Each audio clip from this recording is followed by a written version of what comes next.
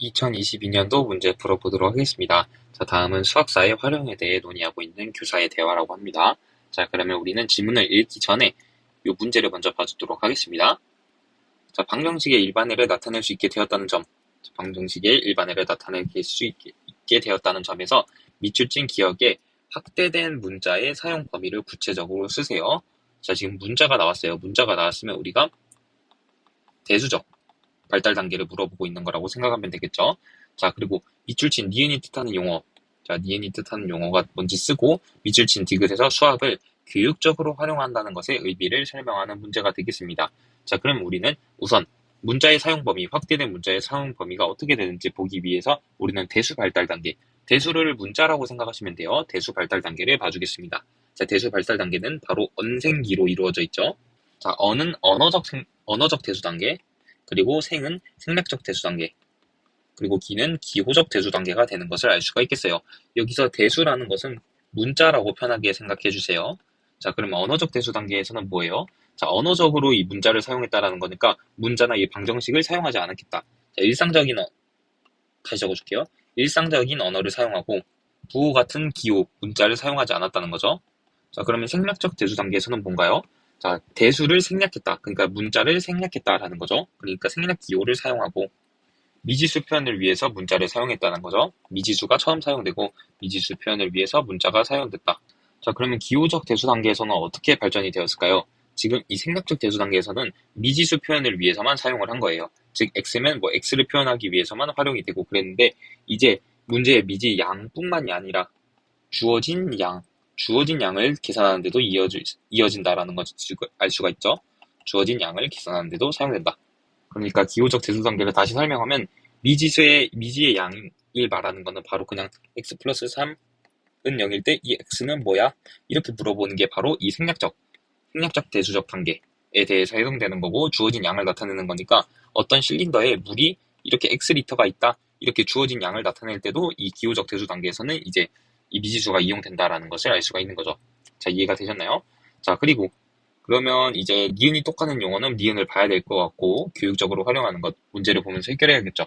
자, 이제 질문을 읽어주도록 할게요. 자, 수학사를 수업에서 활용하는 방법에는 어떤 게 있을지 봅시다. 자, 얘기해주세요. 자, 학생의 흥미를 유발한 적 있다. 우리가 언제부터 방정식을 나타내고 풀게 됐을까?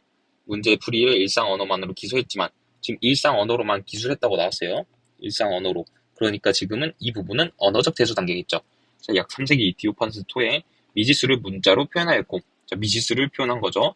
16세기 프랑스 수학자 비에트에 의해 방정식에서의 문자의 사용 범위가 확대되었다. 지금 확대되었다는 생략적에서 기호적 이제 단계로 갔다라는 것을 알 수가 있겠죠. 이해되셨나요? 자, 그래서 우리가 답안을 작성할 때 어떻게 되었나요? 지금 여기서는 생략적에서 대수적을 말하고 있으니까 생략적 대수 단계에서는 미지수 표현을 위해서 문자를 사용하였으나 기호적 대수 단계에서는 주어진 양 아니면 임의의 상수까지 표현을 할 수 있게 되었다라고 우리가 서술을 해주면 되겠죠. 이해되셨나요? 자, 그 다음에 밑에 계속 보면서 니은이 나오는지 보겠습니다. 자, 저는 학생에게 피타고라스 정리가 성립하는 법을 보여주고 피타고라스 정리를 탐구할 수 있었다. 수학사를 수업에 활용하는 또 다른 방법이 뭐가 있을까요? 라 했는데 교육과정 내용을 재구성할 때도 수학의 역사를 참고할 수 있어요. 수학을 발생된 것으로 파악하고 자, 발생된 것 그리고 학습자가 학습 과정에서 수학의 발생을 경험하게 하는 원리에 따라서요. 자, 이렇게 하는 게 뭐죠? 바로 우리는 역사적 발생의 원리가 알 수 있겠죠? 역사 발생적 원리. 자, 역사 발생적이라는 원리가 바로 이 뜻이겠죠? 수학이 발생된 것, 그러니까 역사적으로 발생된 것을 파악하고 학습자가 학습 과정에서 수학의 발생을 경험하게 하는 원리가 바로 역사 발생적 원리가 되겠다라는 것을 알 수가 있겠죠. 자, 그럼 역사 발생적 원리에 따라서 배우면 우리가 어떤 이점이 될 수 있을까요?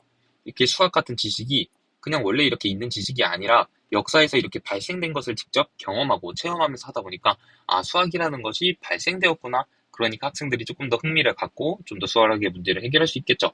자, 이제 디귿을 볼게요. 자, 테플리치아 방식은 다르지만 프로이덴탈도 수학사를 교육적으로 활용해야 된다라고 말했습니다. 자, 지금 프로이덴탈의 입장에서 수학사를 교육적으로 활용해야 된다를 묻고 있어요. 자, 그러면 우리는 이것을 충분히 외워놔야겠죠.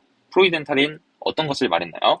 바로 현실 세계에서 본질로 가는 게 일단 옳다고 한 사람이에요. 현실이라는 것은 실세계, 그리고 본질은 수학적 지식. 그러니까 실세계에서 배우고 수학적 지식으로 우리가 습득을 하는 게 좋은 거라고 생각을 했어요.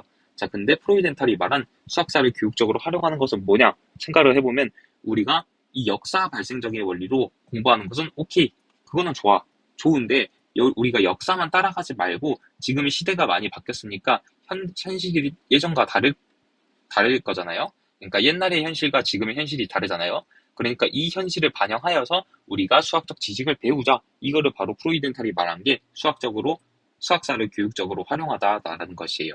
자, 답안을 좀 깔끔하게 적어보도록 합시다.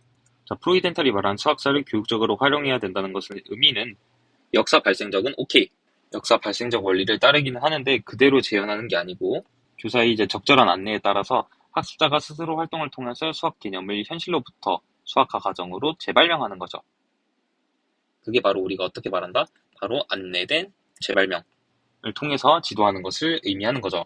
다시 한번 보겠습니다. 자, 역사 발생적 원리를 따르는 것은 좋아요. 근데 그대로 재현하지는 말고 교사에 따라서 학생이 스스로 활동을 해서 수학적 개념을 탐구할 수 있는 안내된 재발명의 과정으로 우리가 지도를 하자. 이게 바로 프로이덴탈의 입장에서 바로 수학사를 교육적으로 활용하는 의미가 되겠습니다.